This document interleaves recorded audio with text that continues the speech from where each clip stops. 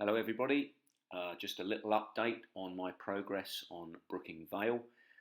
Firstly, I noticed this morning I've got 330 subscribers, so thank you to all of you subscribers for keeping your interest in my progress and my layouts.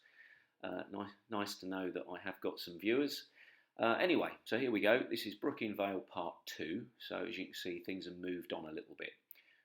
Since my last update, I've got some back scenes painted, we've got some buildings on the layout, and I've also put some paint on the layout itself because I like to get some paint on before I commit to any scatter or ballast, just to give me an idea of the overall look of the layout once it's finished.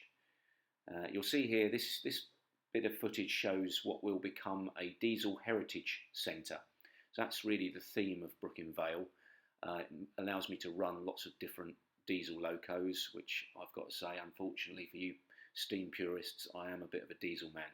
So I like my diesels.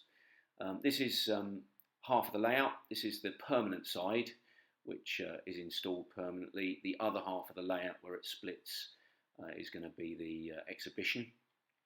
The engine shed you see there, that's scratch built. I couldn't find an engine shed I liked as a kit, so I built those myself, and there's one at each end. And also you can see the nearest siding there. That shows a siding that I've isolated so that I can keep more locos on the layout itself. In a second it will show where I've put the switches to create that isolation. There's a Kato isolating joint on that bit of track there, and you can see they're my little toggle switches, so that livens up the last bit of track so that I can keep a loco in the siding, and that doesn't affect the shunting of everything else. This bit shows the split, so that's where the two halves of the layout will split apart when I remove the right hand side for exhibition work. A little bit of footage here showing it in operation.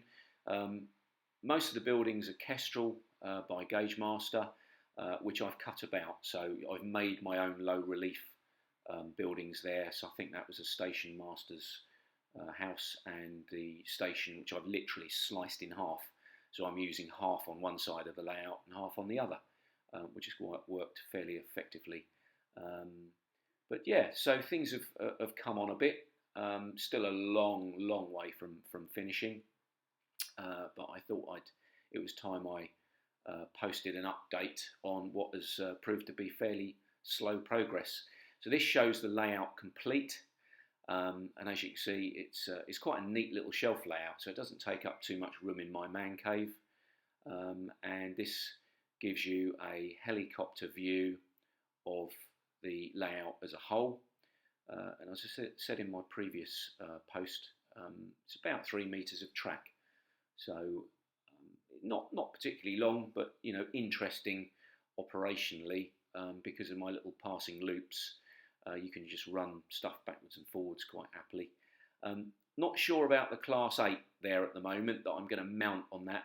Jury's out on that, so I'm not sure whether I'm going to actually incorporate that in the layout as a finished thing. That little building in the foreground is going to be a pub and then a canal. Anyway, thanks for watching. Cheers.